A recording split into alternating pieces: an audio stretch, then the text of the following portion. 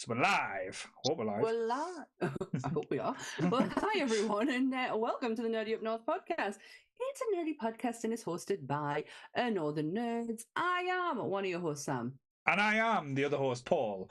And tonight we are joined by two beautiful, perfect specimens of the human race.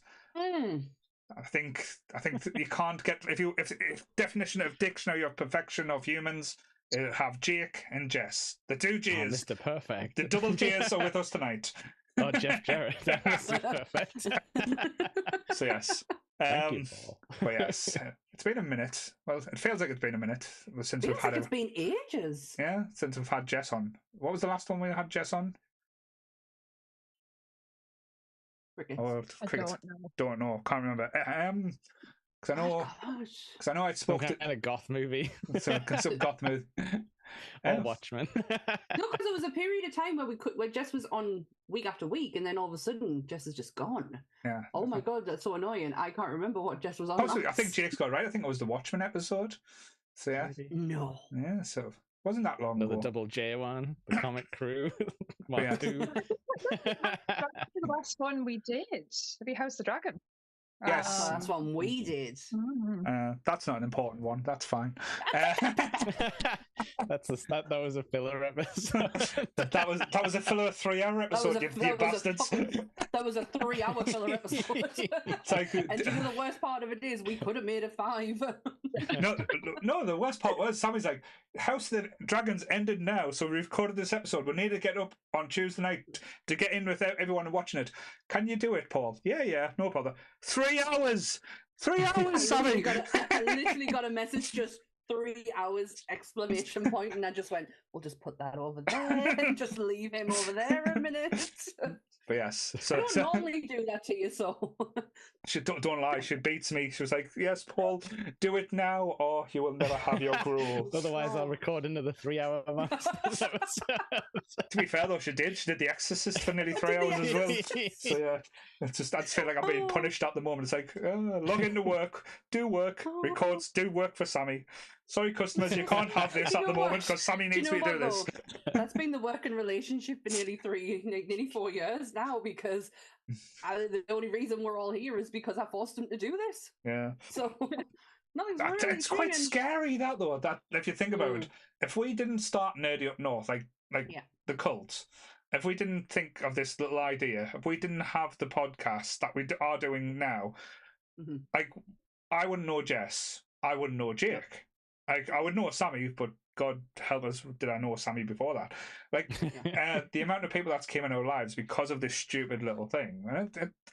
It's quite nice to take back, because it was a little reflection day today, or was it yesterday? I think it was today I posted it. I think a memory popped up of just like where the group was. I think when we started out, I think we had like 400, 500 members. And it's like, yay, look, we hit 500. And now it's like, so happy.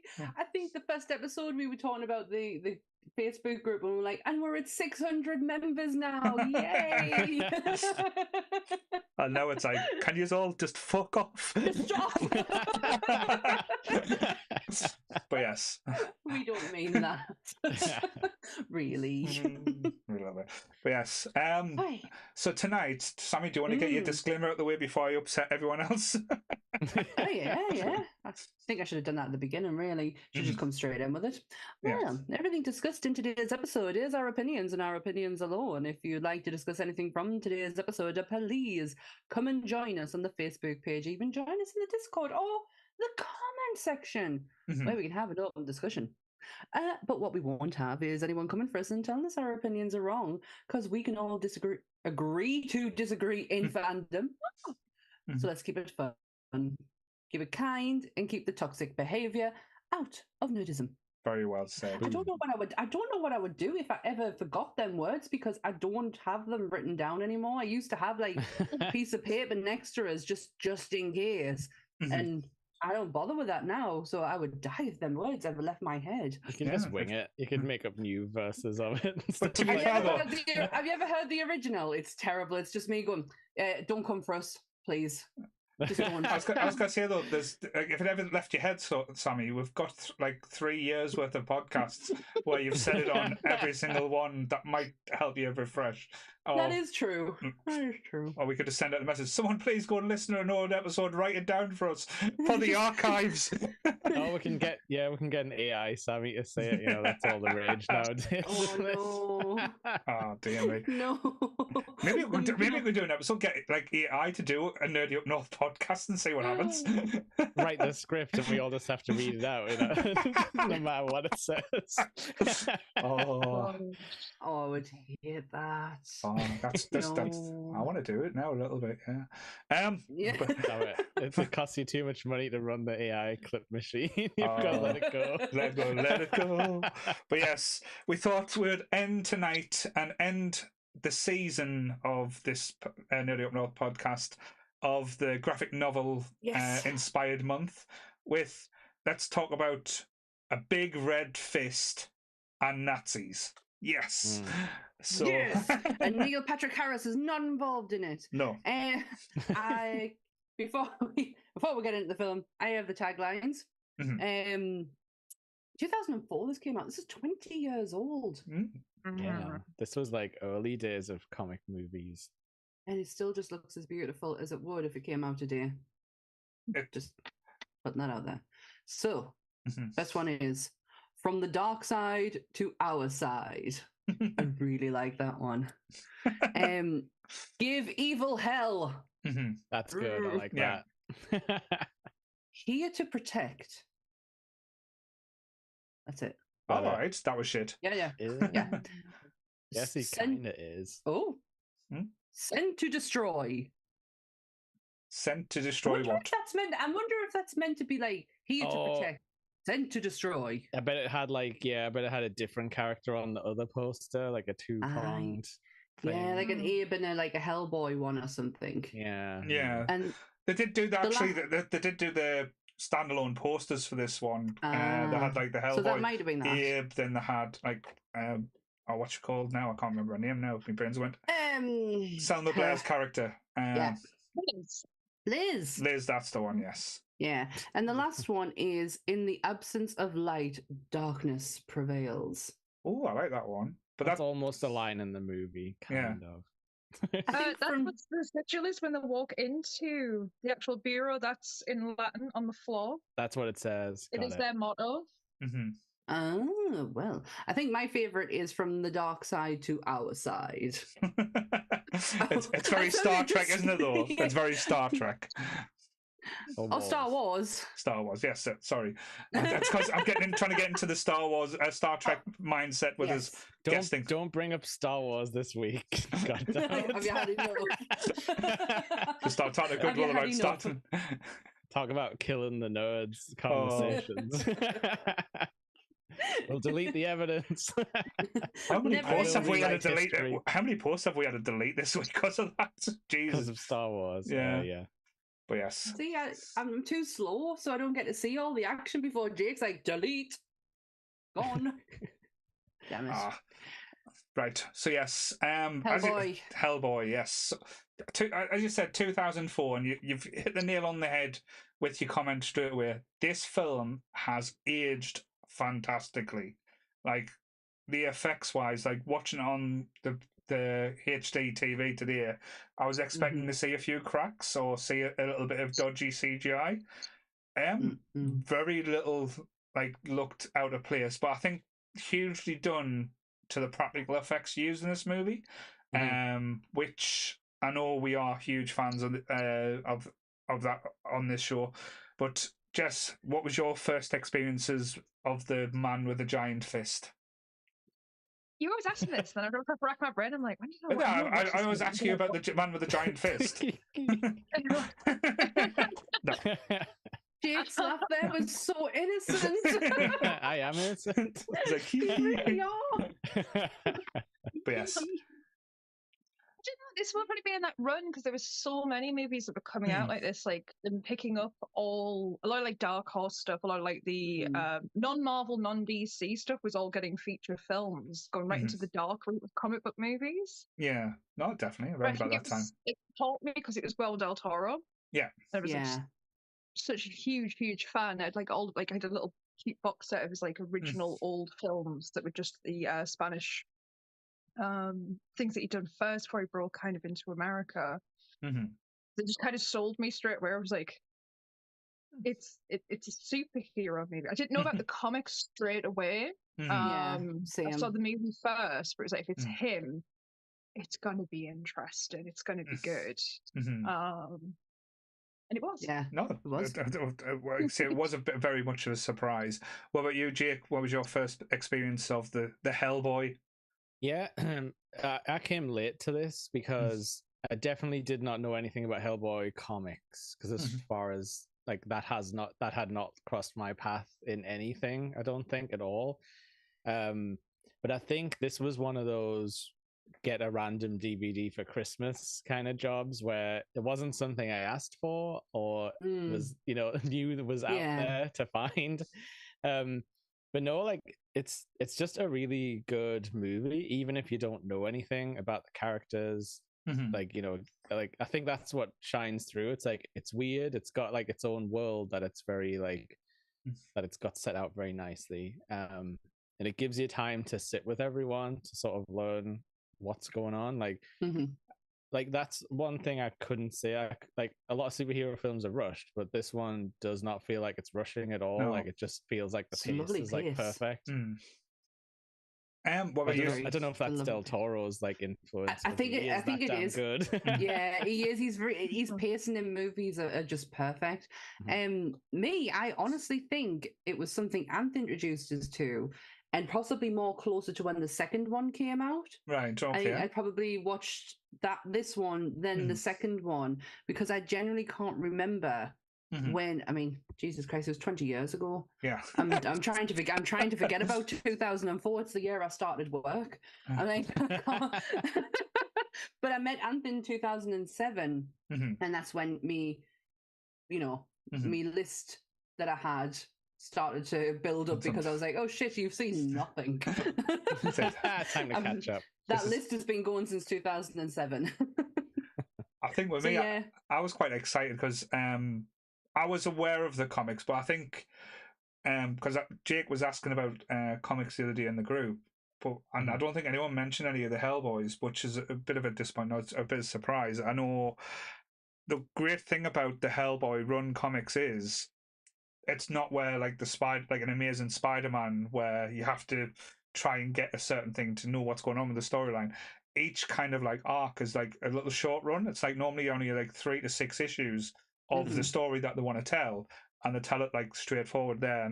And I think this character and like the tones of this movie was made for the big screen, like the visuals and everything. I know the comic book wise, I am still after the first experience in X-Men of Hellboy. It is one of the holy grails. But every time they make a fucking Hellboy movie, the price for it goes up, and it's just like. Did it not come down after the last one though? No, it still was, because people still wanted to get it, and the more times it gets released, people still want to get their hands on it. It's becoming more and more rare to get their hands on it now, which is an annoying thing. So I think originally I thought, I could have got it for about 20 quid. And I was getting, all right, I'll wait, it might come down. But now I think it's about an 80, 90, or even 120 quid comic now. So a little bit out of my price range. Well, Guillermo del Toro, I love saying his name, wrote the screenplay with the original guy who wrote Malago. I can't say it now. Mignola. That's the one. Yes. Mike Mignola. Yeah, they wrote the original screenplay for this based on Hellboy: Seed of Destruction. But what I found very interesting, and I have it here, he was at the same time he was doing this film, he was offered. He was offered another 2 movies, and he turned down because he wanted to concentrate on this one. First one was Alien versus Predator. Right. Okay. And Harry Potter and the Prisoner of Azkaban. Oh, so he wasn't after money then. That's the thing, because that would have been his. That he would have got a payday with it. Yeah. You know what's weird about that? Because like a lot of people would say like, oh well, if he'd done those, he would have saved it. But then. Like that Harry Potter scene is the best one, so like who knows what he would have done to the series. It's an interesting alternate history to think about, though. Do you know what though? This is in Prisoner of Azkaban. This is when you first start seeing werewolves and animals. if Del Toro got his hands on them, he would have set everyone else up to fail going down the line, because it would have looked so fucking perfect that nobody else would be able to replicate them. So he would have fucked the Harry Potter franchise. There's a brilliant list you can find online of how many projects he's been involved in that never went to completion. And it's devastating when you read it, because some of the things that he could have done, you just like, no, man gets so distracted so easy and goes on to another project. Like, all of these would have been beautiful. This is Blade 3 was in the mix too, and he dropped Blade 3. He wanted to do both, couldn't schedule them. And now it just makes me like even more sad about how terrible Blade 3 is. I'm like, it could have been good. I don't think it was. Well, you didn't like handsome Dracula and his adventures in the daylight. It's just that Pomeranian walking around. Excuse me, that's the Triple H Pomeranian. Yeah, you can't. That's just really Triple H as far as I'm concerned. That's how he would have acted. He probably just asked for it and went, "I'll take that." When Guillermo del Toro and Mike Mignola got together, they both had to say the actor that they wanted for Hellboy, and it was like 1, 2, 3, go. And they both said Ron Perlman at the same time. Yeah. But the studio had another direction, and this is where Del Toro kind of put his big boy pants on and pushed the producers out of the room, pushed the studio out, because what they wanted to do for Hellboy was completely change his origin. They wanted to do more like Hulk. So he would be a human normally and then get angry and turn into Hellboy. And Del Toro was like, fuck no, we're not. If I'm working with the guy who wrote it, we're not fucking with the original material. And Del Toro kind of put his big boy pants on and went, no. And then also no on the actor the studio wanted, because they were going with Ron Perlman. He was first choice for both of them. But the studio wanted Vin Diesel. All right. Could you imagine Vin Diesel carrying that dialogue? It's gone over the family, but yeah. At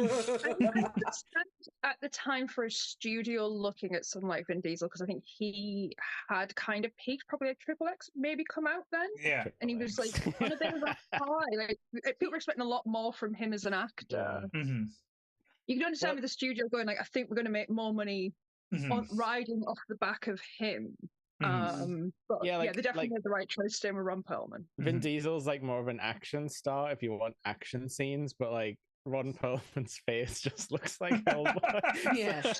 So like there's a lot less prosthetic work to do than on anyone else. I don't even think it's the look. I think it's the whole attitude as well that was just down. And it's just he does the mouth, like you see him, because Hellboy's always got that sort of like long face in the comics. It's like very iconic, a sort of conical head sort of thing. But like, he does that sometimes when he's just turning around and stuff. And you're like, there's Hellboy, like straight out of the comics. So I was watching today. I watched the documentary on how they made the first one and like all these decisions that are getting made on the characters. And I love the whole thing of the design of Ron Perlman. They went to the archives and found his face cast from Beauty and the Beast when he did it. Oh, amazing! Really? Use that to make it how he would have looked. And like, he looks perfect. We'll show him. He's probably going to say yes. And then there was a problem because that cast was done about, I think it's like about 16 years beforehand. And had to take into account his face had changed so much. So all the makeup had to be completely readjusted again to fit like how he now, at that time, was looking. There was so much it's really interesting. Just like, go down to the archives, get the bust. Yeah. There was so much controversy about that whole thing, though, of them getting the bust, because the bust was actually made by Rick Baker. So because they used the bust, and they credited Rick Baker as a makeup artist on the film, and he went his fucking ends over it. So when we did our Rick Baker episode, I was so excited because I saw the Hellboy name come up on his credit list, and Dan was like, no, he didn't. He didn't do anything. The only thing that they did was take the bust that they used from Beauty and the Beast, which is George R. R. Martin, by the way, and they cast it again. The only thing that you see of Ron Perlman's face is his actual eyelids. But to be fair though, because normally in Hollywood and here, you hear so many shitty stories about people taking credit or like not giving credit. That's incredibly that they used it and then try to give him credit for it as well. I know he probably went, I want to get paid, but still. No. He was so sweet about it because he wasn't upset like over that. It was over the fact they didn't credit the two guys. Yeah, who, I think they were working for his company. It was Matt Rose and Chad Waters, and they didn't. Yeah, they didn't give the credit to the actual people who put the hard work in. They give the credit because his name was bigger than what theirs is. And he's like, and also, that's not his work. Rick was very particular on, like, if you're going to credit us for my work, then credit me for my work. Or if my team have been involved, like, it's my team that's involved, and name them all. He was never someone who would sit there and go, oh, well, that's mine, and not theirs. He was not happy the fact that they didn't get the credits that they should have. And they're incredible makeup artists. Yeah, it's nice to hear like a positive spin to that, because normally, as you said, he could have like threw up a hissy fits in, or you've used my work, not credited me and stuff like that. That would have been normally the other side of the story. But regarding the actual movie itself, what blows me away, and again, I know like we have abundance now of the superhero origin story, how they normally play out. Like a movie can live and die on how well they do origin stories. Even Marvel now, they've even stopped doing origin stories for like Spider-Man, like other characters that are coming out. They're not showing Uncle Ben's being killed again for the 15 millionth time. But thank you. But with this is one of my favorite origin stories I've seen done in a movie, especially a comic book. It's just so well done, action-packed. It sets the ground for the characters involved and who are going to be the main players throughout. And it's just fucking entertaining. Like, who doesn't like to see like Nazis getting shot and shooting at like the bad guys? And it took us right back to like Indiana Jones and like and the last Crusade. It was the Last Crusade had Nazis in, didn't it? Yeah, but they've all got kind of these kind of openings or endings, haven't they? It's like when they open the Ark. It's like that kind of scene when they're trying to like set off a thing. But no, when I was watching this, I was thinking of you, Paul. I was like, oh, this is like totally like Spielberg style, like you know, like filmmaking. I was like, Nazis, Paul? No. Wait, I'm not gonna raise my hand. They all died. It was, you know, the right thing happened to the Nazis. You know, the Americans came and killed them all. Like I was taken a bit back by the professor guy's accent, because I think some of the voices are very strange in this movie. Yeah. And he's like upfront with that one, and it's like, oh, it's maybe not the best foot, but everything he says is interesting. And like, I love the part where they're like sneaking up and like trying not to be seen by all the creepy like Nazi guys in like the weirdest outfits you've ever seen. Like, but so much costuming though, like there's like different like ranks of everyone. It's like it's not just like the, you know, all the guys in the same uniform. I think it's that Lush thing as well. Like they're like sort of the perfect villains to use for something like this because of that like connection with the Nazis and their obsession over the paranormal and the supernatural and things like that. They were trying to unlock something, like there was something more. It's always like the little truth in like the lie, if that makes sense, because we're talking about like a comic book movie where like the Nazis unfortunately were around at that time. Like, it's part of world history, and they were obsessed with gathering these type of artifacts. Like I know there's still rumors is and it's said in the movie that the Nazis did get the spear that killed Christ, and they had that in the position, and they've used that in other movies as well. Like we've done Constantine the other week, the same type of reference point was used. I love how they frame it in this one though, because they're like, oh, he gets it, and then he rose like to power and became unstoppable, just like, you know, like the sort of mystery of the spear said it would happen. And they also play around with the whole like, oh, Hitler died in like I love that line. Like, I love that line. He's like and he died in 1948, and the guy stood there, and even I'm sat there going 45, and he was like, and so you think. The spear that's used is actually very close in resemblance to the one that's in the Vatican that is supposedly the spear. Right. So they did the design work on it, but obviously Guillermo del Toro's design with gold filigree is just, oh, it's breathtaking. It is absolute chef's kiss. What he did with them, what's the guy called, the with the black latexy helmety goggles, very Cronin. Mm-hmm. Say Cronin. Or the freak, because he gets called when the first see him. Yeah, his uniform was, it was spectacular. You know, I know Guillermo is a big video games fan, and I saw a lot of video game references in this because that guy is pretty much like Baldo from Soul Calibur, if anyone knows that. Right down to the like knife hands and like, you know, like vaguely fetish gear and stuff, and it's like I can see him playing around with some imagery and being like, the weird, the scary clockwork man and stuff. And I know like it's probably from the comics too, but like when it's like in motion, it's different. It's something like I don't know, like what would you put it as? Like a signature, I think, to Del Toro when you get the clockwork stuff. Because there's an old film of his called I think it's right, Kronos, and that's all it's like with it's like a vampire thing as well. Yeah. Like he's always had this little thing of all these inner workings, and it's like quite a signature thing for him. It's about always expecting something you'll see. All of this like metal work like mixed in with these like smooth kind of beautiful looking monsters. His silhouette was very Abe though. His silhouette, like, to look, if you were to put him and Abe next to each other and it'd be a like dark room, it'd be very difficult to pick out who's who because the silhouette looked very, and obviously Abe with the Shape of Water as well. It all, and I feel like that's almost like a signature of his as well. Just like I don't know, it might be why they kept them apart as well. Like you know, so there wouldn't be two similar looking guys in one scene because smart directors do that kind of thinking as well. Well, I know we're talking about the first one, but even when you looked at the second one, the elves, they are gorgeous and smooth in their design. But yeah, I think it's that signature like design work that you only really get with like Guillermo's work. You'll only ever see it from him because I think he's the only person executed that beautifully. Yeah. I think he was that successful with the characters and what he produced.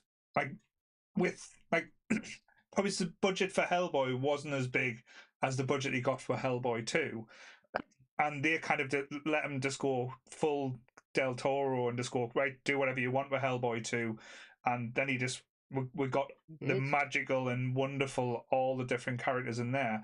But every single character in Hellboy 1 is so well rounded and looks fantastic. Like, I can't remember such a well done bad guy or evil entity like we had from this. As you said, we've got the Clockwork Army assassin. That's when he take his mask off, it's just absolutely hideous. Like all his holes, everything's taken off, and how he's like blood is turned to sand. It's dried out. That they use that as a response. It was so well done. But then we got like Rasputin, like who looked so menacing, but and I know it sounds really weird to say this, and also quite sexy at the same time. It was the voice. Yes, it was definitely the voice.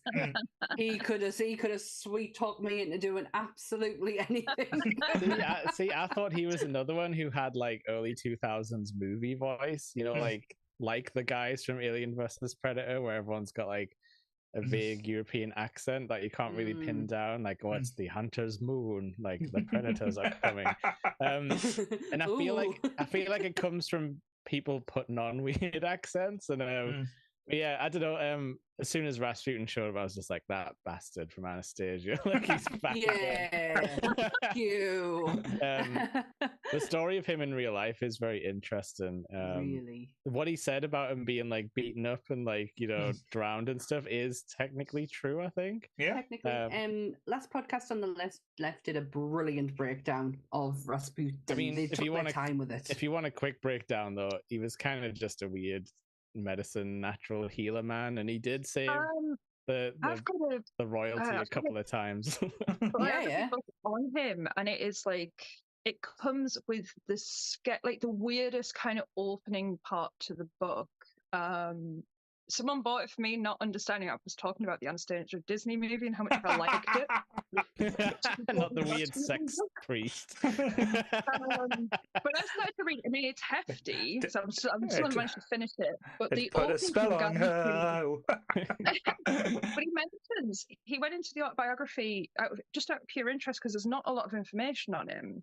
He is quite an unknown person in history. But the opening train says when he started writing it, then everywhere he went, he was seeing more and more stuff about Rasputin. He was like, it is this weird thing. As soon as you look into him, you realize he pops up everywhere. Right. And I'd read the book. And in the same week, Netflix released they were doing The Last Tsars. I went out vintage shopping. There was more stuff about Rasputin, and it like freaked me out. I was like, "He is now connected to you." Well, if you take this movie that he's there and he's hanging out with like a H.P. Lovecraft old god who's made of tentacles, and that's why he keeps coming back. That is the whole inspiration behind this movie is H.P. Lovecraft. You can tell, especially when the show Space early on. I'm like, there's eyeballs in space. This is Lovecraft. and because of all the Lovecraftian stuff I've been doing on monsters, I finally got it. I was like, oh yeah, I get that reference.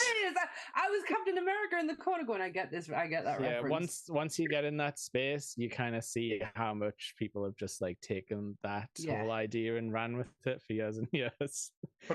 And as you said, Jake, this movie was so up my wavelength because I love anything to do with, like, as I said, the paranormal or adventure, but also mixing a bit of science as well. Because like some of the gadgets and stuff that they're putting together where they're on the island and like Rasputin's going, it's been 5 years in the making. It's like fucking hell, they let him get on with it here, didn't they?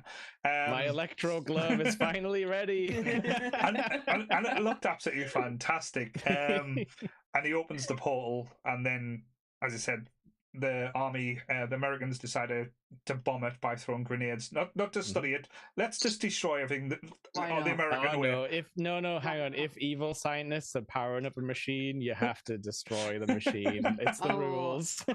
Absolutely. One character that I would love to talk about for a second is Abe Sapien. Yes. I got a chance to talk about this character a lot when we did the Doug Jones episode because it is Doug Jones behind the suit, but it's David Hyde Pierce's voice doing the voice, but that's interesting. with no credit.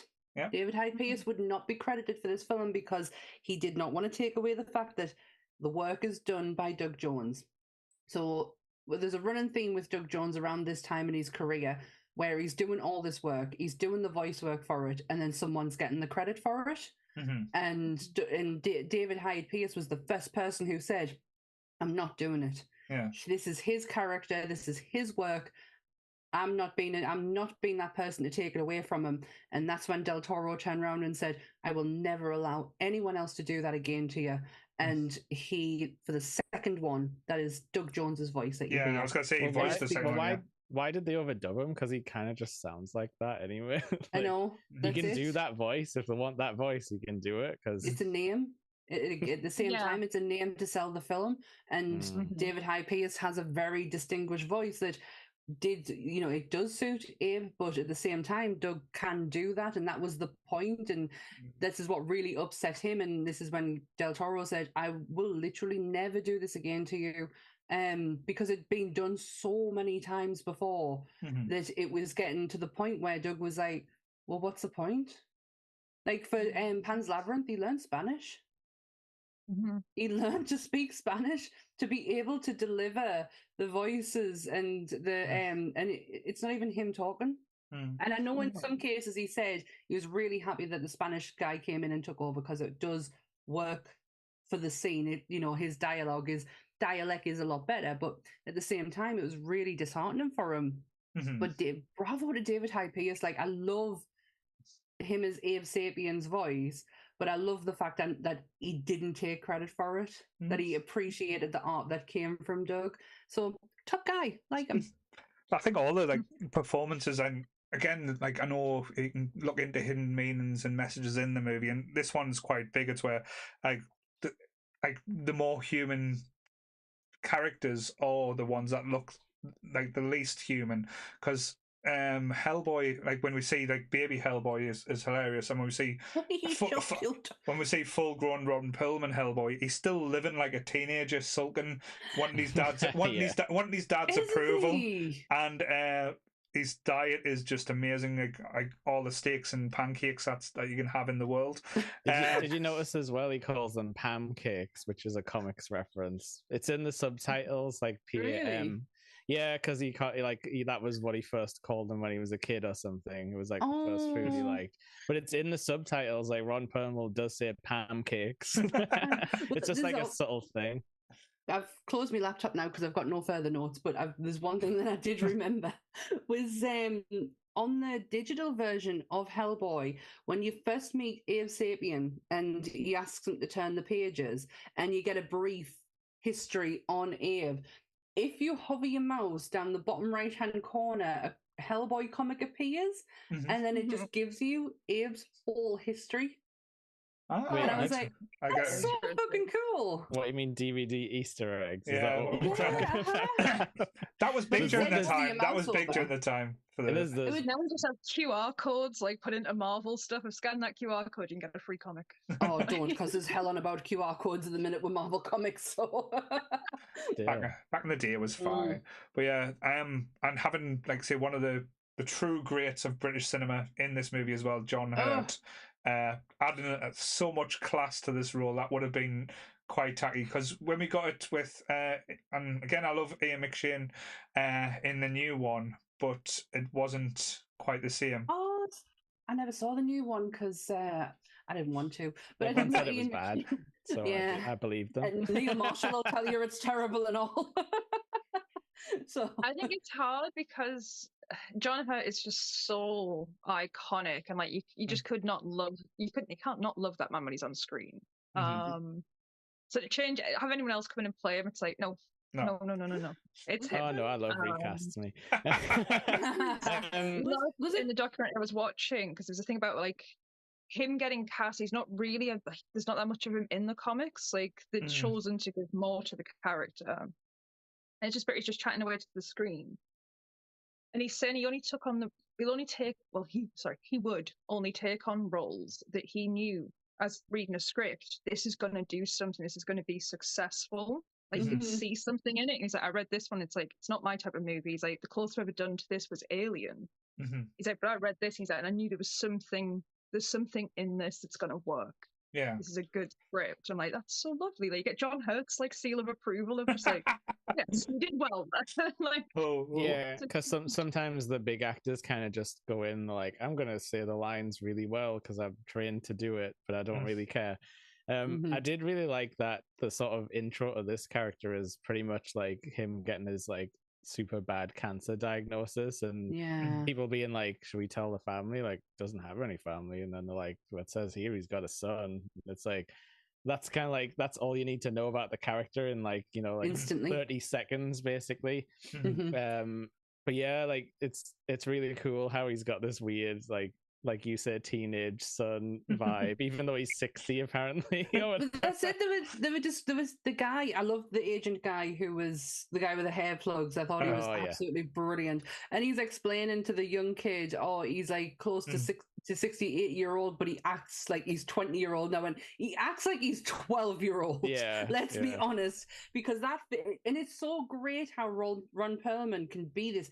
He's huge, he's massive, but at the same time be incredibly small.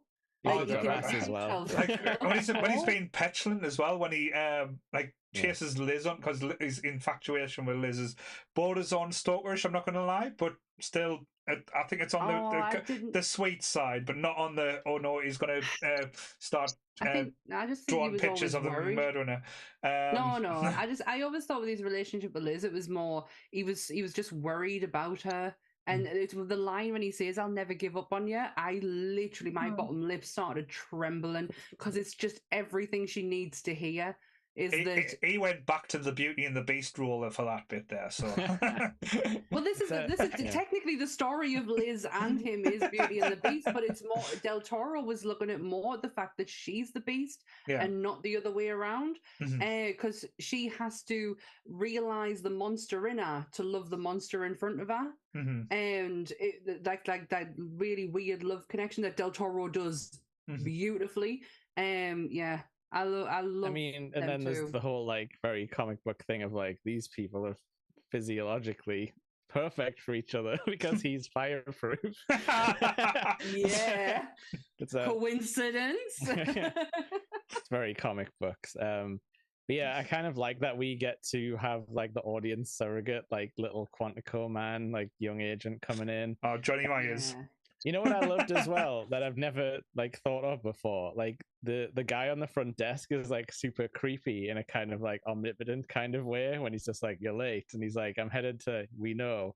He's like, keep your arms like, but he's like shot in this like really crazy like shadow and stuff like that, as if he's some kind of like a being that knows everything, but he's just like a proper throwaway character. But I thought it was a great intro.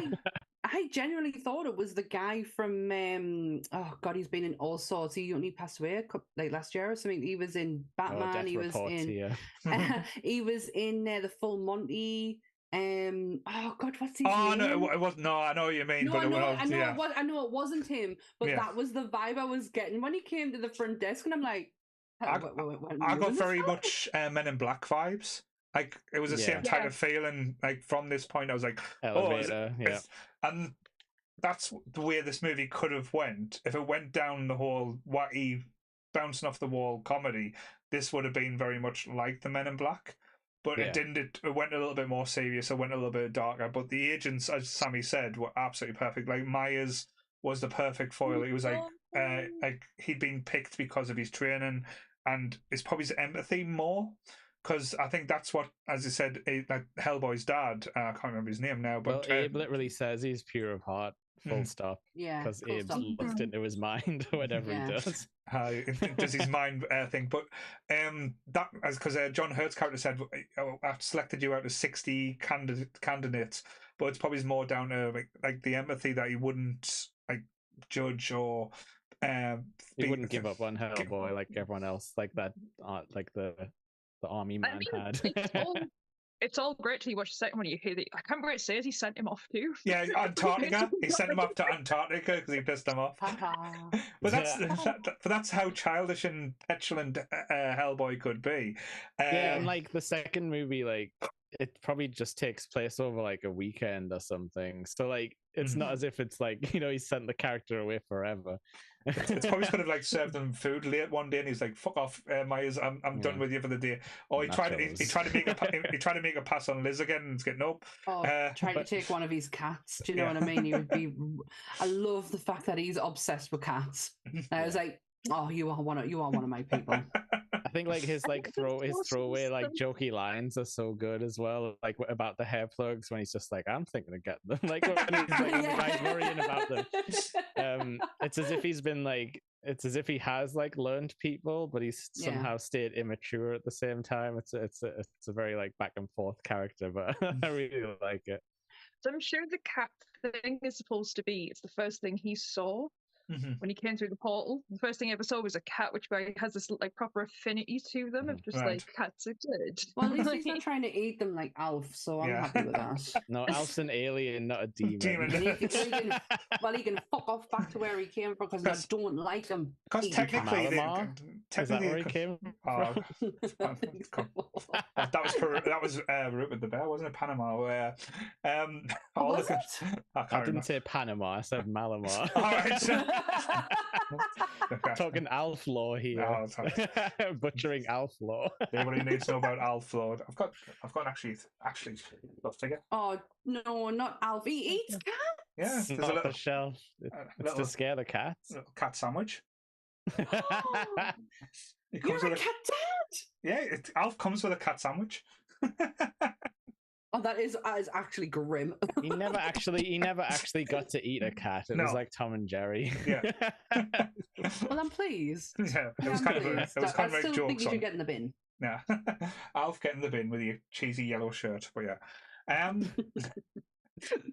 But yeah, there was another agent there that was there for the comedy value, but he was the one that butted heads. The Manning, who's like always in loads of American like movies. Bluth, yep. There's always money in the banana stand. He's great though. He's so good. I love when the demon runs up to him and scratches him, and he goes, "Hey now!" Yeah, it's really good. He never like drops his character. Like it's a fully formed like character gimmick, and it goes throughout the entire movie. It's great, and it fits the movie so well. That's the thing. I think everyone that's in there, and a lot of times you get loads of like people. Oh, we need a comedy value person. We need this person. Everyone kind of fit the purpose and didn't overstint. And the comedy, and I know we've said the wackiness or the goofiness, it wasn't over the top. And I think that's more down to Del Toro understanding like the premise of this and being like almost like a comic book monster movie as well. Yeah, it is funny in the comics though, right? Because I've seen that like. That panel where there's like a chimp with a gun. It's like this is not a serious comic. When everyone's like, he's got a gun, it's just like a chimp like firing bullets. You need the comedy when you're doing like weird monster of the week thing. I think the comedy fits really well. And this fits Del Toro perfectly, especially with the monster aspects of it, because his monster design is just. Like them demon dogs were unbelievably like I've not seen a demon dog that rivals Ghostbusters. I'm not going to say for Sammy's dick. Well done, well done, well done. So I was watching it, it's like something's proper ruined them for me. Right. So technically it's one demon and it's like a Hydra thing. Once you kill it, it'll span into two and then they'll keep reproducing. It's called Sammael. Right. So there's a nighttime book that I've read with the kids all the way through, and it's Dr. Zeus, which is green eggs and ham. And when I was watching it, all I could think of in my head was, that's Sammael, I cannot kill that Sammael. Yeah. Oh my god! Does not like green eggs and ham.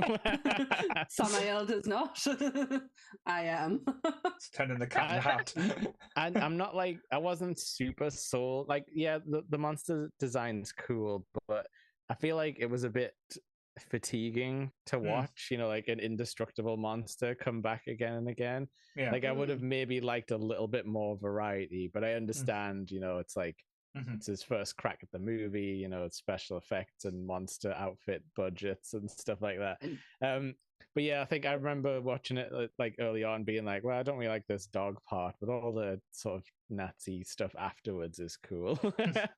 There is one of the scenes with the dog though that it's so intense, and it's when Abe is actually in the water. Yes. Oh yeah, that turns into horror. Yeah, and it's just stuck in that little thing of like, you can't, obviously it's Abe, he doesn't fight back. It's just like the terror moment because no one's there to come and help him. And he's not as fast as I thought he would be either. No, he's not. He's very slow, isn't he? Like his movements are incredibly slow. Yeah. He's not built for speed. He can just breathe underwater. No, he's not. That's a decent power. Well, he shouldn't have dropped his little luck charm because it came after him after that. He had one too many of those dodgy eggs. That was his problem. The eggs were fucking vile. They look like the eggs off Always Sunny that Frank draws on. God. But no, I like the whole like rebirth type thing, but it kind of then at the end when Liz fries them, I didn't quite understand that to the point. Like a bit of a cop-out moment. Just how can we end this? Or Liz can just set them on fire. Yeah, because it was like, oh, we got to kill them all at once, and it's like, well, you did that with the first one, Hellboy. Like there was only one of them at that point. So and it's the fact that Liz needed to be slapped in order for her powers to advance. When and she'd already said she was starting to get a control of them. So and it's Hellboy was in mortal danger. So like, so why wasn't that enough? I think I would say like, when I take context of things, I think with Liz, it's that whole thing, like she keeps saying, like she keeps going into this facility. She mentions at one time she's left the bureau 14 times and always comes back. like it's a vicious circle for her. Like she'll convince herself she's got control, but there's still an unwillingness to accept who she is. So it takes like that volatile of a reaction rather than just honestly realizing she could just do it if she wanted to. Yeah, maybe. And maybe she thought, because when she got hit on the head as a kid, maybe she thought it literally was like had to be related to like physical damage. That's true. Like all those kids, like just vaporize them all. Like that's gonna come with some trauma. That's the thing. I know there's a certain level of control. She might be able to like set a hand on fire or like a little bit. Where at that moment she wanted to go nuclear, full like Johnny Storm, like flame on type situation, where it could have been like say it just needed that kind of reaction or. That slap was pathetic. Yeah, like if you're gonna, if a woman asks you to slap her, no, I'm not saying that. She said, "Hit me, not slap me." Yeah, my cat's done a harder punch to me before. Like that, just no, I didn't like that. But what I do love about this movie is the cinematography. Yeah. So I did watch the first part of it on my big telly, and then I did move. And to be honest, it didn't. Then you fell asleep 4 times, and every time I kept waking up, and the guy kept walking in with pancakes, and it's like, how have I done this again? Like, why am I waking up at the same spot? So eventually, I just went, fuck it. I want to go in the bedroom, and I'm going to watch it in there, so I can talk to Ant and keep myself awake.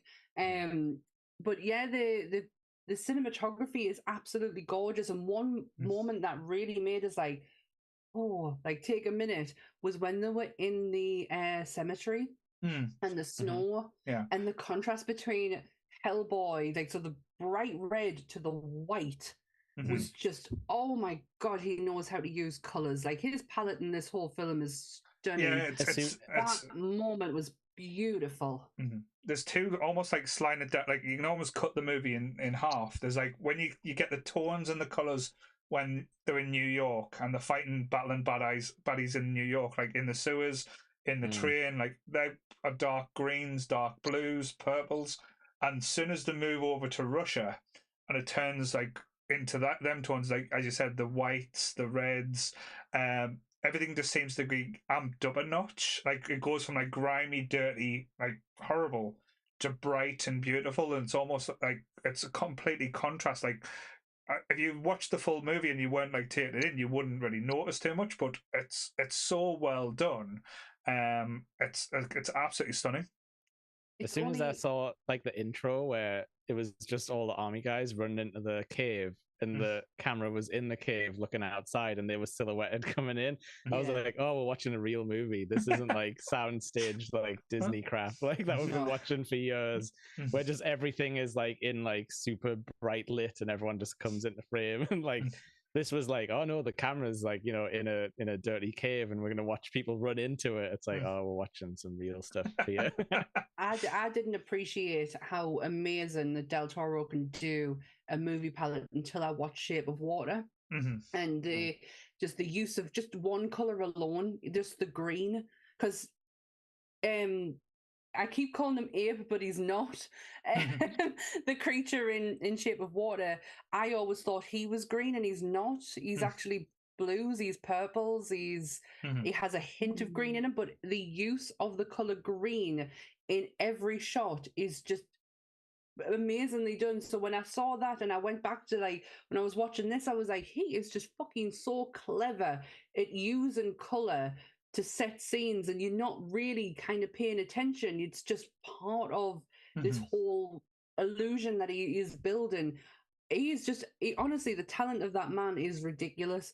And if he is going to take on every Universal monster, fucking let him. Just let him do it. I'll be happy with it. I just think it's like there's moments of beauty in this movie, but then there's absolutely ridiculous comedy, like to the point where it's just ridiculous.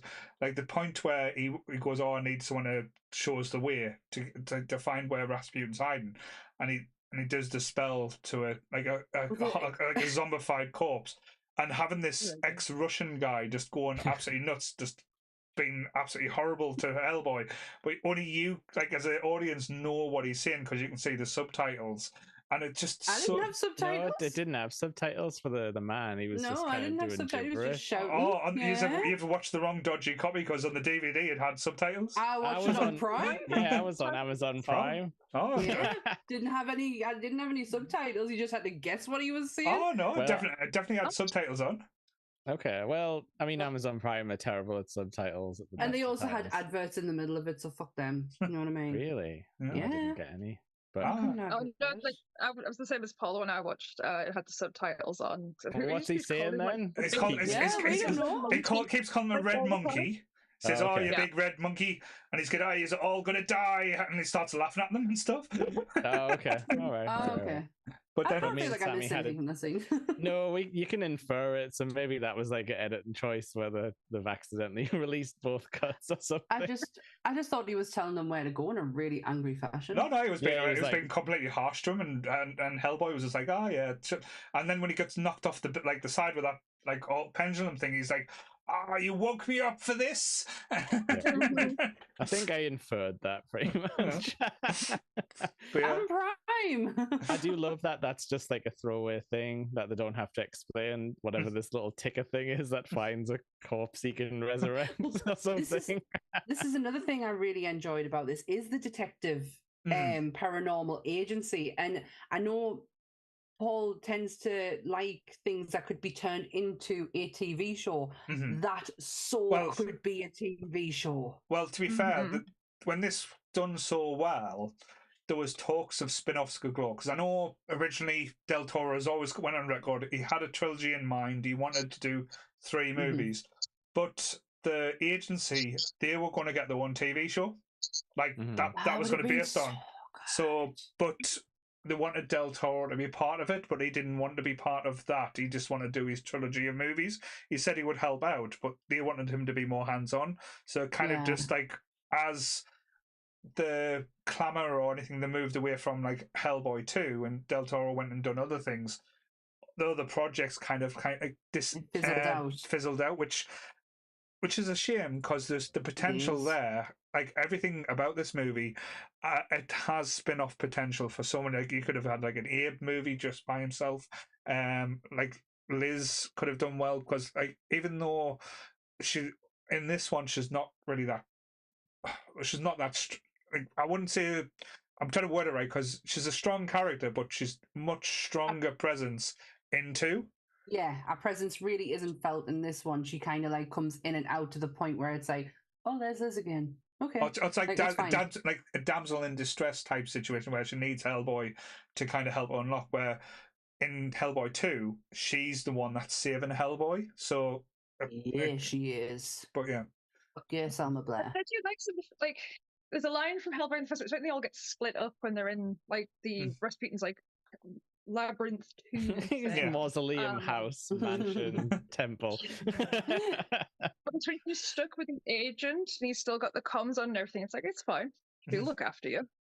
Yeah, like she's the one you want to be next to. It's like she's so like I love that he always sees that she can hold her own. Yeah, I think his way like him constantly coming to see her all the time is more that he doesn't like it to be so excluded from them that she should be there living.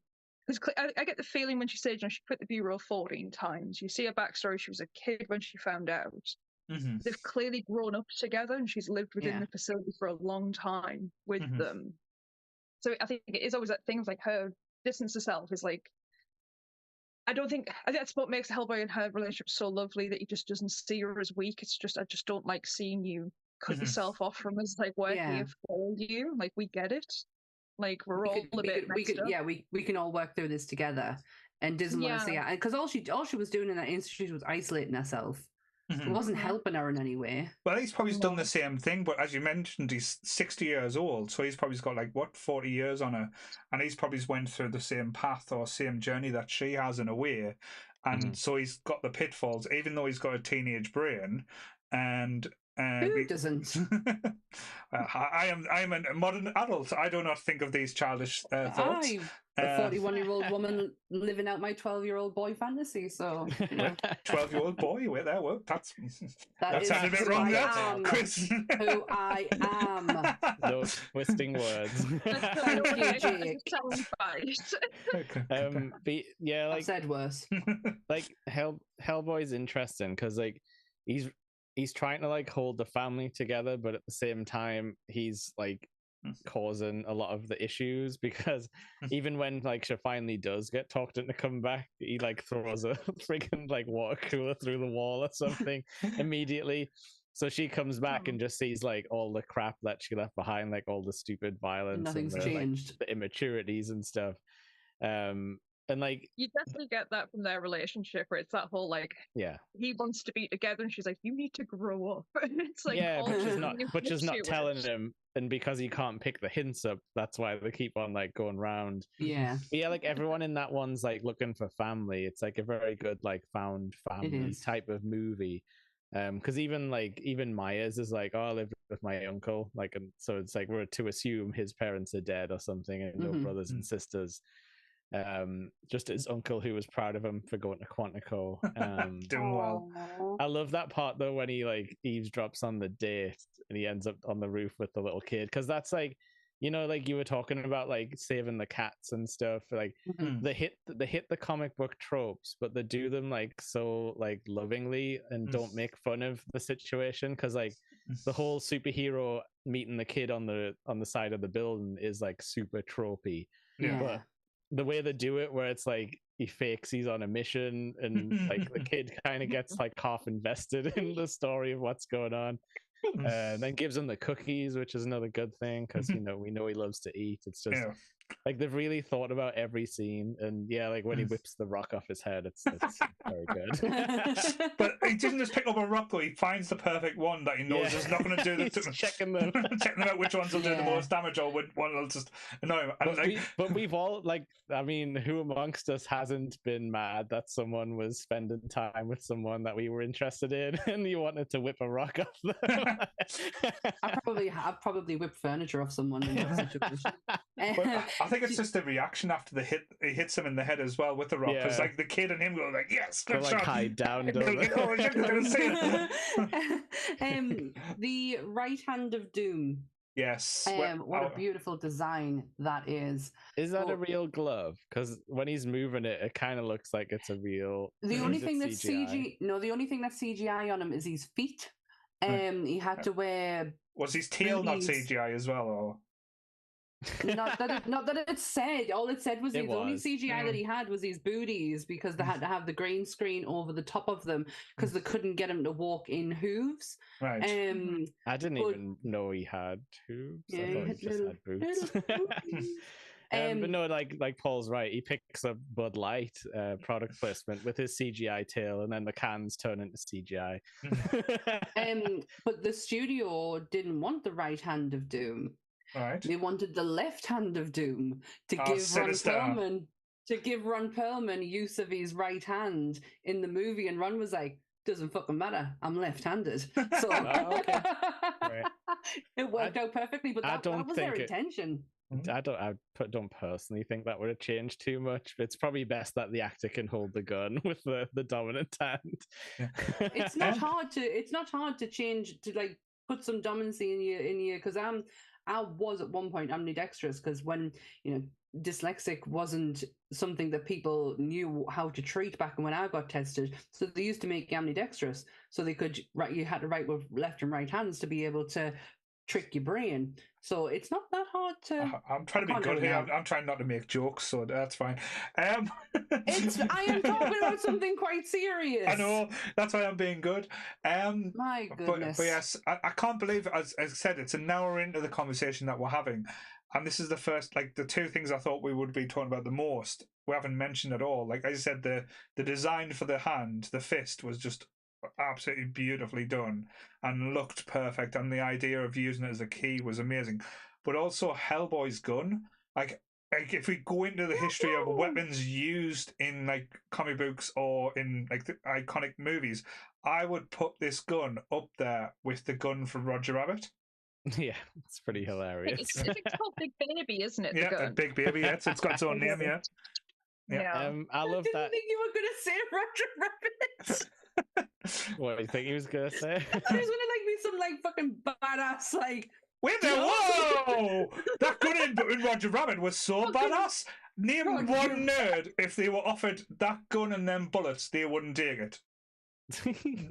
I ain't gonna shoot nobody. Don't worry, the ones in Roger Rabbit would miss every time. It's fine. Exactly. Oh, that's so funny. What I really loved about this is how he was making his own like holy water bullets and stuff. But it's like it shows that he's been trying to learn to like impress his dad, or I don't know if he got like weird like occult lessons as a kid. But like Hellboy knows all the basics of like monster hunting and stuff, and he knows like what's weak to what and stuff like that. I just thought that was really cute how he's like technically a big nerd about all this stuff, but he kind of acts like he's cooler than it. Yeah. Like one of the things that I love that's woven so into the story is that like keeping in, as much as you've got like Nazis and all these things, but this law about the supernatural sort of, it's only a very thin veil between the two, and what some people think is superstition or made up, and it's like there's a realness to it because it's obviously there's the bullets that he makes, there's the little talisman he gives to Abe, which he says like it's one of Saint Dionysus' bones. He's like, I think that's the pinky finger you've got. I'll give you. Yeah. Which is also the statue that is trapping the demon with the assault from 1,000 angel tears. Very but sad. I like it because I think that's supposed to be the point of it. Say it's a supernatural superhero story. It's based on paranormal and this other world that people like. It is just such the slightest thing and you'll fall into the other world. And like they don't harp on whether or not this is true. Like they don't really harp on like does this technically keep the demon away? Like we assume so, because when Abe drops it, then the demon attacks. But they don't like hit you over the head with stuff to let you decide like how much of it is true, how much of it like Jess says is like superstition. But I guess like that's the fun thing to think about with like this kind of thing. Can I ask a question that I didn't really get an answer for when I was watching it, and I didn't really actually go and look into it, but the horns themselves. So I know when he uses the key, the horns, they grow back, and it's mentioned that he shaves them.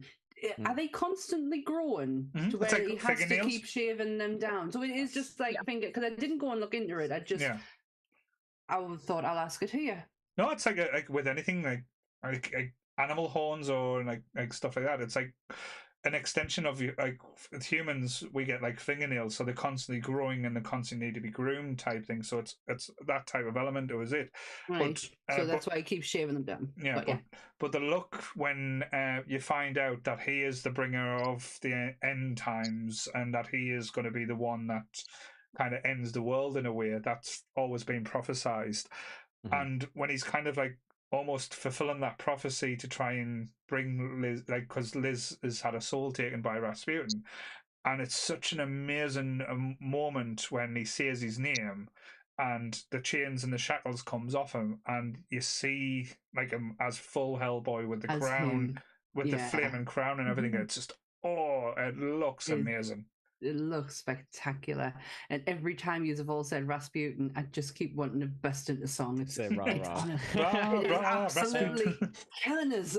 Do you know what's really good? Because they do the whole like I say, this film's really like tropey, but they play them like so well that it's like this is why we have the trope in the first place, because like it works. But they play the whole trope of like the father figure sort of tragically dying, but I love that like he shows him the vision of the future. Like the end of the world thing, and he almost doesn't react. And I think at that point Rasputin should have been a bit worried about his like whole master plan, because like it's a Broom, isn't it? Dr. Broom. Like he doesn't show worry or like disappointment, because I think in his heart he knows like Hellboy's not going to bring about the end of the world. Like, and I just like love that how they didn't do the whole trope of like no, not like this, and like then not my kill son. him, because he like after like not long after that he's just like, I'm ready now, and it's really cool. And I think that should have worried Rasputin in that moment, like, oh, hang on, this guy's not reacting like how I expected. I think it helps with the cast, and John Hurt is one of those people who could just translate something like that across so beautifully. In his face, yeah. But I think is that thing, obviously he knew he was going to die anyway. Yeah. He's trying to get done what he can in the limited space that he's got. But yeah, I think there is a level in him of he knows the way that he's raised him, as much as he has his doubts and things of like, has he done it maybe 100% right? Yeah. The darker point is when Rasputin does that, he says he's like, you should have killed him the moment he came through. If you'd done that, you wouldn't be in this problem. Like, your softness will bring about the end. And I love that it's like kind of that double back of kind of like, no, my softness will make sure that this never happens. Yeah. Like, you look at it so single-mindedly, like obviously he looks at it so much more openly, like sees the better in it all. But I think, like, I know we mentioned about Cronin before, but there's a scene in it I love, and it's John Hurt talking through who Cronin actually is and what he's done, where he's like, he's a masochist. He became surgery obsessed. He modified himself to the extreme. And it's gorgeous, like when he's like almost doing like an autopsy of him, as he's just talking away, like obviously giving the audience a kind of like, that's how grim this guy is on the table. Yeah, and he's just got like random stitches in him everywhere and stuff like that for no reason. This surgical like addiction kicked in, this masochism to keep pulling himself apart, and I love it. I can imagine that there were some Nazi doctors who kind of did that. Yeah. Which is probably the most scary thing about it. I hate looking at that character no matter what scene he's in. Like, I just don't want him to be there. I'm fine with him when he's armored up, but the minute you see them eyes, no, because he looks like a Nazi cyborg. And that's just bad vibes. But his comeuppance was done so well. Perfect, beautiful. Yeah, you love to see it. My god, what I loved is that when after Hellboy he chucks him down in the thing, he spikes, the sand and everything. And then Hellboy gets like a big, massive wheel, says that one line, chucks it on him, and the other agent just gets them little tiny things and goes, meh. It's like my contribution. I love it though, because he saves the day, whips one at his head when it's needed most for that 1 second distraction. But it's the fact that after this giant wheel has just dropped and landed on him, his contribution is the tiny ones that he had in his hand, and he chucks them down. I love that, but that is like subtle comedy moments. I love stuff like that. Now it does this lush moment between them where it's like the first time they were almost on even playing field, because he actually hates him most of the movie. Like, it's the bane of his life, like clearing up his messes like all the time. But there's that point they've just got to kind of like, oh, you saved us at that point. It's like, it's all good. Like, don't make a big deal. It's when he lights a cigar and he's like, what are you doing? Yeah. And takes the lighter and he's like, don't light a cigar like that. It's like, you need a proper match. He's like, well, he's going to ruin the flavor. It's like, it's a little daddy moment where he's just like, thank you. I love it. It starts happening sort of like from the funeral, because like when they're in the plane like preparing and stuff, and he's like, I know it's just like a dumb comic booky thing of telling them like, oh, we got these like super grenades, but like he, like the commander guy is like taking charge in that moment, and like Hellboy doesn't question him until like the bridge. So, well, they have a bit of a fight in the graveyard, but like it's almost as if he is taking charge in a better way than before, and it sort of like takes like you'll have a few steps back, but like once they kill that guy, that they eventually like get to an understanding finally. But it's like a really nice like mini arc from like sort of realizing how this is how you deal with Hellboy. Like, you can have your own way, but you've got to find a way. Like, you can't just brute force you don't try and be alpha male with them, because you're never going to be the alpha male with them. You're just going to fight with a petulant child. It's like dealing with a child and knowing how to be able to communicate with said child. But it's not all perfect, because they just leave him in that room for the end, like, and even like that's the after the credits sting when he's just like, hello. Now comes to my only gripe of this movie. Like, I'm not saying like it's one of those things where it's near perfect, and normally like I wouldn't even bring this up, but the final fight, like as we are gamers and we like playing comic, there's always the final boss, and when we come to the final boss, it like we thought it was going to be the fight with like Hellboy and Rasputin, but he's kind of vanquished quite easily, and the beast that's been keeping Rasputin alive so long comes out of him and becomes a giant squiddly diddly squid monster, and it becomes a bit of like a CGI mess where it's overly done. And it's kind of like very anticlimactic to the journey that we've just been on, especially like to the battles and things we've seen. And Hellboy kind of vanquishes it quite easily and quite quickly, where it kind of like, to me, I was expecting more, if that makes sense. Mm-hmm. Yeah, I suppose like they did sort of, they presented it as if it was a god, but then that's like a very Lovecrafty thing to get into as well, like what even is a god when it comes to Earth and stuff like that. So but yeah, you're kind of right, maybe they didn't have to like throw in that point right at the end and be like, oh, and he just blows them up, because we wanted to have the whole like the guy gets swallowed and explodes from the inside and then goes, ew, what a mess.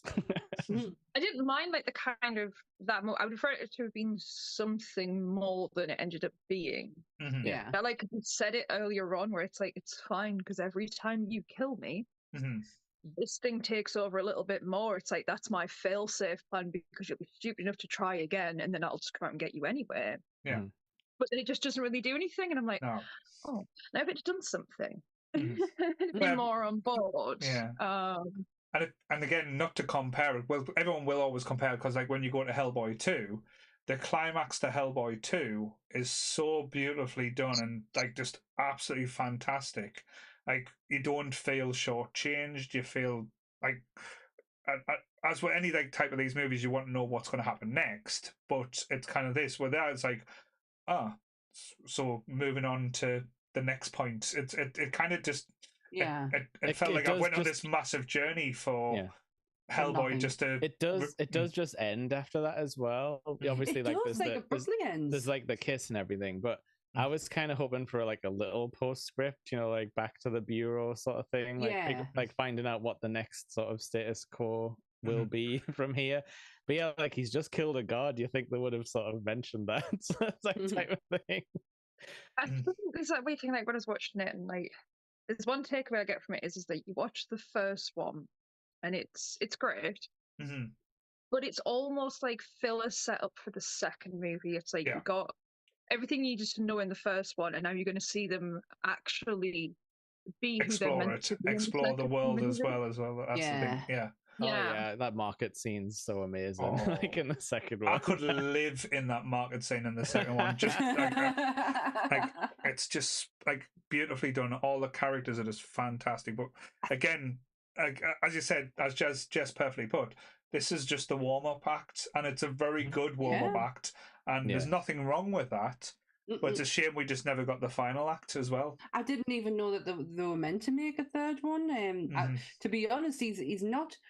It's only been recently that Del Toro and even Hellboy himself has kind of like come back into my world again. I mean, I've not really like, he is someone I like dip in and out of, but then once in a blue moon, I'll go, I really want to watch the first and second Hellboys, and then we'll forget about him again for another few years. I am actually going to watch the second one after this. We are getting that was my plan. We are getting a new Hellboy movie this year, I believe. And have you seen it? Haven't we just had one? No, there is a new movie coming out. Go and just his face. Yep, go and check out the trailer. Do I have to? Yes, it is very much looks like someone has done Hellboy versus the Evil Dead. What? Wait, but is it that guy? Is it that Stranger Things guy again? Though? Is it Harbour? No, it's not Harbour. It's David Harbour's. It's a completely new cast. It's a new story. It looks like Christian Bale. It's very low budget. Okay. Who are you? It looks like Hellboy has been done by Blumhouse, is what it looks like. Oh my god, it does. But that looks like Christian Bale. I know it's not. I know it's not. If it was Bale, he would have actually made himself red with his method acting and grown horns. Who's the kid who's playing him then? I can't remember the name. I just saw the trailer not long ago. He's called Jack Kessie? Yeah. Well, yeah, okay. I found it difficult because I saw the trailer and I thought it was a fake trailer when I first watched it. Like an AI trailer. But it's like, it's so soon yet again to reboot. And I think it is just sometimes when you've got studios of like, superheroes are still cool, right? This one is open rights. Let's take that one. Let's just make a movie because people go watch them, and it's like, just leave someone like some just to lay for a little bit, let it rest, and I can't believe when you know you can do it, then come back in. Read a book, guys. There's plenty Read a book. Yeah, there's so many. But it's called The Crooked Man, but it is it sounds. My description probably does it better than the trailer does. It's very much Hellboy mixed with the Evil Dead. Isn't that what the new Conjuring is, though? The Crooked Man, or did they not go ahead with that? It's one they wanted to do. And got scrapped, which is why to me it looks like Hellboy like took off the script or something. Yeah, I think you know what, when you've said The Crooked Man, I think I did see the trailer for this, but it was like, you know, before it was revealed to be like Hellboy thing. I just watched it, you know, like without knowing what it was going to be. But yeah, like there's always potential, like Paul's been saying, in this kind of like, you know, mystery of the week, like, you know, Monster Hunter type thing. But I don't know why no like series has bothered to do it, you know, like because like The Witcher is so great for that whole like, you know, taking monster contracts, but they always have to be like, nope, it's all about the universe ending story every time, and like, you know, the characters never get a rest. Like we'll just run to the universe ending threat every 3 episodes. It's back to that, and it's just like, give us our monster of the week. Like people are clamoring for it. It's like. Especially supernatural stuff now, because let's be honest, it's few and far between, because American Horror Stories went off the boil. Sorry if anyone's a fan. No. Again, that always ends up in a shit show where, like, you know, the it's like a universe end, like, you know, death threat thing. And there's a whole huge gap with Supernatural being gone, and but it's coming back. They're gonna potentially fill with themselves again. So they're bringing it back. I think this is one where Mike Flanagan, for me, stands out a little bit. Of like he's producing, for me personally, really great, really good supernatural stories with actual solid writing of characters that you really get quite in depth with every player that's in the scenes. Well, it's not, a lot of them have been based on books and things, but it doesn't feel like a rehash of previous versions. It feels so unique. What's this? So I don't know this Flanagan. Midnight Bass. Right. Okay. Right. He did Doctor Sleep as well. If you like monologues, he's for you. If you like soliloquies to the camera, he's done. He did dialogue. I think it's, if you can get a writer who can give you good solid dialogue, you kind of win, because there's so many things that have terrible dialogue. I think why Mike Flanagan does well, it's on an individual basis. As Jake said, it's not world ending. It's more about the relationships and how it affects like the families or people involved, which is quite that is good. Like that's like the best thing about like the Witcher video game is you get the small stories, because you can go on your side quests, you can ignore the whole like, you know, the world will end if you don't do this mission. And I just love like meeting a new town of creeps and being like, there's a supernatural mystery here, is there? I'm gonna go and investigate that for a while. I just it seems like once. But it seems like a no-brainer to me. Like friggin' put out a series. Like they've got plenty of licenses, if that's what they're worried about. There's plenty of licenses that can twist into this kind of format. Exactly. I don't know why they haven't done a computer game with this as well, because this to me I thought about that. Have they not? No, there's probably a few, but like I thought about that, like if it was like Arkham Asylum sort of style. Oh my god, that'd be so good. That's my style of game.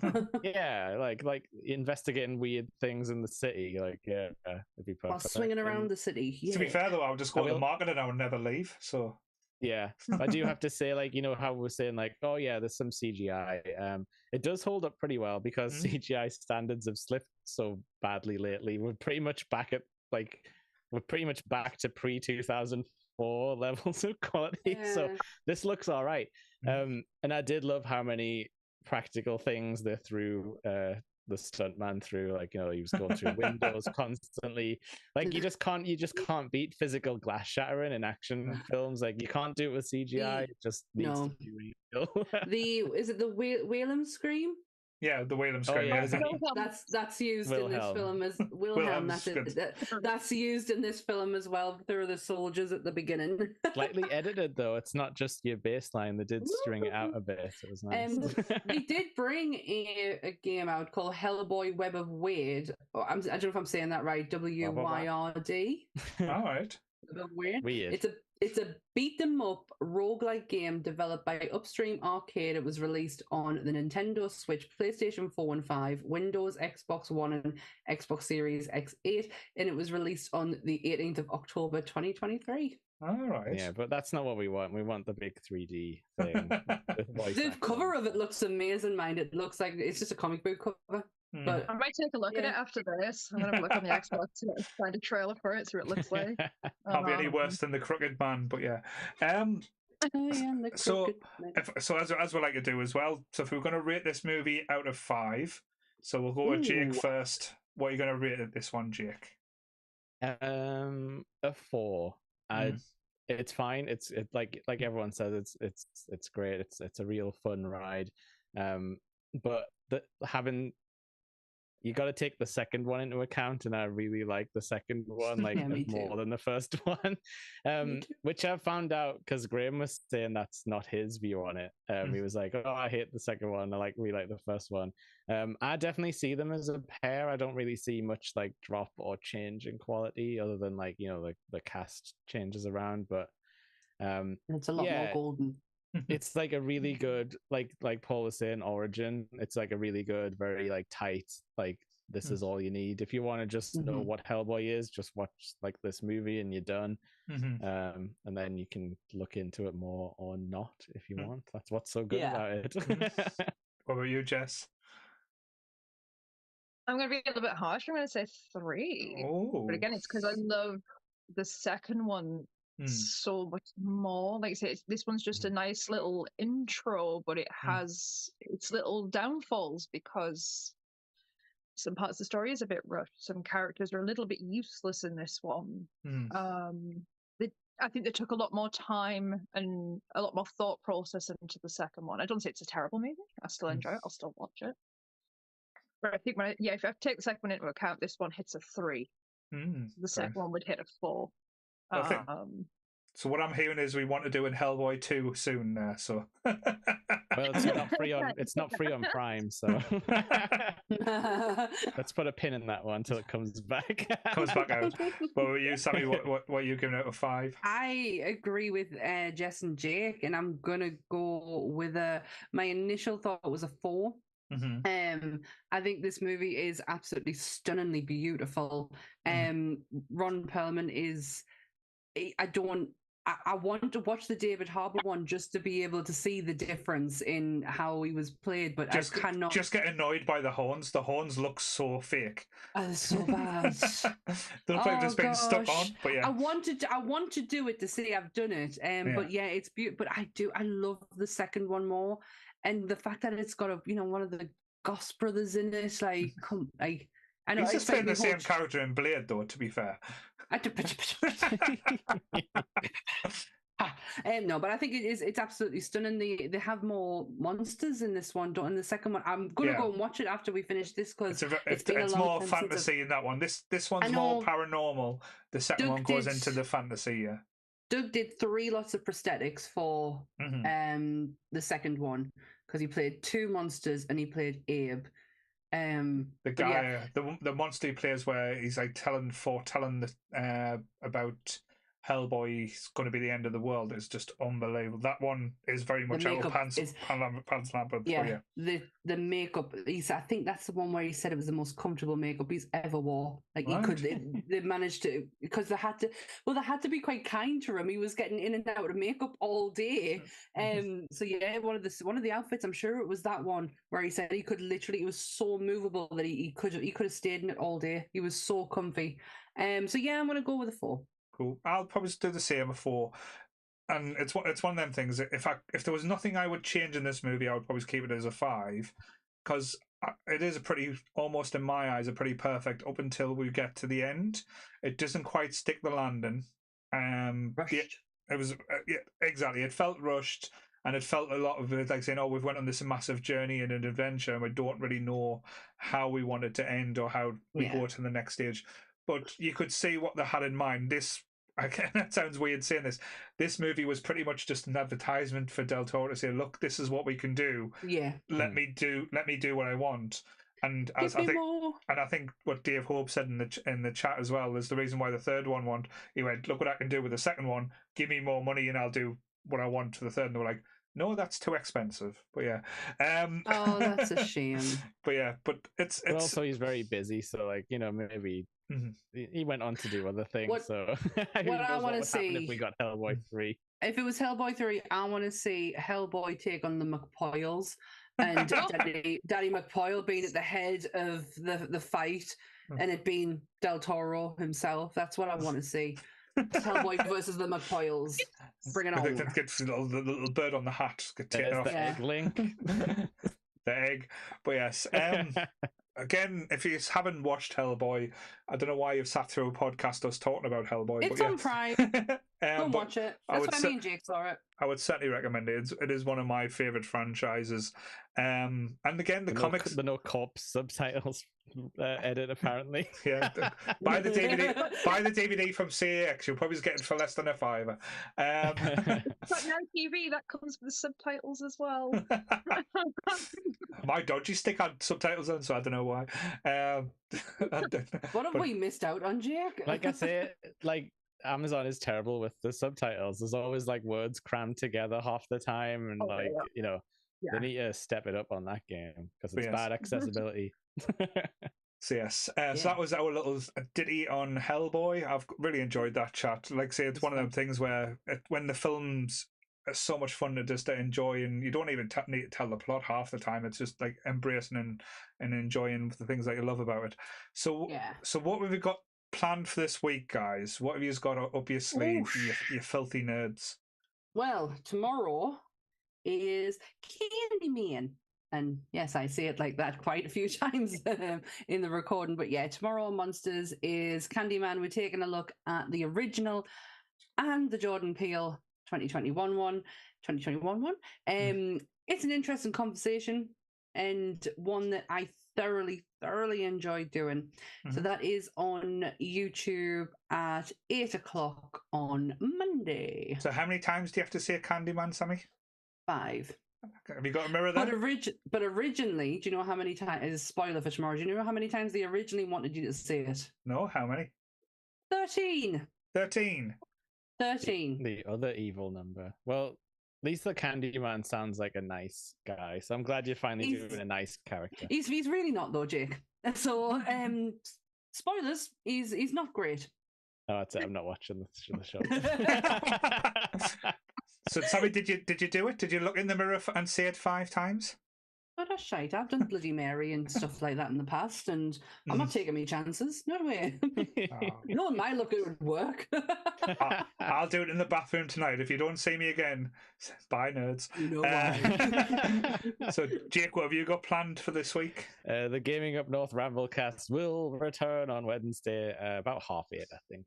But yeah, this month's been crazy with the game news, so we'll break it all down. There'll be laughs, and we'll shout at the camera and tell off the CEOs and the companies, because that just seems to be the state of gaming right now. Oh yeah, and we'll shout at the nerds as well for being jerks, because that is also the secondary state of gaming. It's all horrible. But the games are fun. Can I ask for a request for a Ramblecast? Maybe. Will you please in all your news, I want you to make up some news. I want you to fabricate, tell it down a lie, and say it as truth. And let's see if the nerds can work out which isn't the truth. I mean, I'm playing very fast and loose with the sources of this news anyway, but I don't know. I'll try. Maybe. You can't get anything past Hobie, though. I mean, how many times has he corrected us about Hellboy so far? Just the once, I think. He's done well, bless him. But yes, I do want to, like say, to cause some mischief and mayhem. So yes. So what else is out this week? So we've got Trekking on Friday. We've got if anyone's going to Alnwick Castle tomorrow to support Graham, like I say, he is finding out if he is the gayest man in the UK. So we are hoping for him. Yeah, that's officially what happened. So unfortunately, the voting is now closed on the Instagram post, so they will no longer be counted after 6 o'clock today. Right, but like I say, guys, we've got everything crossed. We've got fingers, toes, knees, everything that we can possibly cross. Everything. Yeah. Some people's even got the nipples crossed. We'll leave it at that. It's Lee. Yeah. If you say it, that doesn't count as leaving it. What about you, Jess? What have you got planned for this week? Going and visiting venues. So hopefully the next few weeks I should be able to start drip feeding little information of live events that people will actually be able to come and see us all in physical person and have fun with us. And Jess it all goes well. I'm not completely grey after this. Yeah, Jess has taken on this monumental task of trying to organise events for Nerdy Up North. So she is going to be the official event planner. So yes, so you might see some faces coming in live soon. So that'll be quite scary. It'll be something. Try and tell me I'm wrong in person. No, fight it. Put him up. See who gets swilled the first. All microphones. I can switch them off at any point. Oh, the power, Jess has the power. I can do that anyway, so that's fine. Nice. As Lee found out last week. Yeah. Well, all audio for this episode and all other episodes are available on Tuesday. If you can, please like this video, share it if you want to. But remember, you can always hit the notification bell so you never miss an episode. Yes. Also, if you're listening to us on audio, can you tell us? Can you give Hello. There's quite a few that downloading this one, so it's not too bad. If you can just give us a like, give us a heart, give us a thumbs up, give us a whatever it takes, just so we know yous are out there, and it also helps the algorithm. So they are out there. I'm just going to like I say, I'll give it some facts and some figures. So Sammy, fill some time as I load up the passwords and stuff. we forgot about Tunes Up North. Yes, what are you doing this week? Saturday we're doing Captain Planet and the Planeteers. I bet you are gonna love that, Jake. Captain Planet. Oh my god! I'm ready. He's ready. What about your figure? Where's your figure? Oh no! The hat. He wore the hat on the episode and nearly died. It's my childhood hat. If you watch Saturday, nothing wrong with it. I haven't caught up with it yet. Oh, it was so funny. Is that how you announced it? It was like, this is so tight. I'm losing the feeling in my head. It's a child's hat from the 90s. It was my own hat. But yeah, we're doing Captain Planet because my parents were hippies, so they used to like the educational cartoons that talked about global warming and Sesame Street and stuff, where I learned moral lessons. And yeah, like I haven't watched it for years, but as far as I remember it was pretty fun, and the animation was cool on the ring stuff. And I always wanted ring powers. This was before I knew anything about Green Lanterns. Probably like decades before I ever heard of a Green Lantern. But yeah. I've got some exciting figures for you now. Oh, let's do this. So, over the last 30 days, how many times do you think the Nerdy Up North podcast has been downloaded? 4. 5. 7. Higher. 10. Higher. 20. Higher. I'm not playing this. Tell us. 851 times. What the hell, bro? Thank you. What? Well, the Nerdy Up North one. Nerdy Up North has been downloaded in the last 30 days 851 times. All time since we've started. Fair enough, we've had to take a few episodes down. 16,549 downloads. Okay. Thank you, audio listeners. This one's just for you in the ear holes. So we've came into a lot of ear holes over 16,000 times. So when you put it like that, that's a world record. Yes, not for Lee. Our most I've just been surprised. We've been downloaded well, actually, this might be. I'm scared. Go on. We've been downloaded 239 times from the People's Republic of China. Okay. So China's listening. Okay. The United States of America 873 times. Howdy. That's just in Thanks, Columbus, Tabarnook, and Boardman in the United States. So yeah. Wow, thank you. Hi China. Hi. I'm not telling you any secrets from our hero, so don't. I've been watching Traitors on History Channel. But yes. Oh, that's brilliant. But thanks everyone, because the audio kind of seems to be like forgotten about, but that's where a podcast kind of is meant to be, kind of thing. So thank you. That's awesome. But yes, and next Sunday's episode is I'm quite excited for, because it's going to be the first time in a long time it's just me and Sammy. Yeah. Whoa. So we're going to go on the OGs.